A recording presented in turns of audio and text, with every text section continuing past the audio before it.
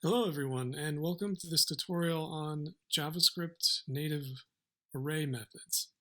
So JavaScript has a lot of different methods that are built into the language, and they're ones that are built in because they're used so often and because they're a little bit more low level.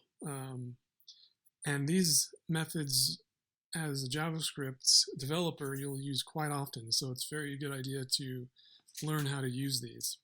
So we're going to go through them all one at a time.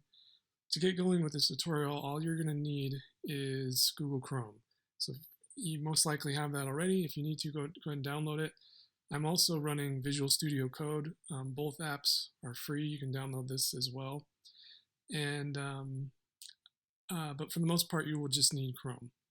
So go ahead and download that and open it up, and then come over here to the three dots up at the top right in the header, and come down to more tools, and then developer tools, and that will open up a console, usually to one side of the screen, sometimes at the bottom. And then once you have the console open, make sure you have the console tab selected, and then select these three dots up here and choose undock into a separate window.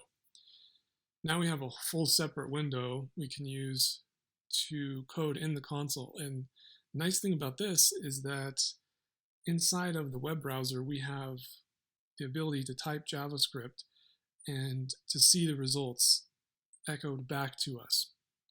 And so for some of these examples, because we're dealing with these low-level functions, we don't actually need to use our code editor. We can actually I can just give you an example right here inside of Chrome.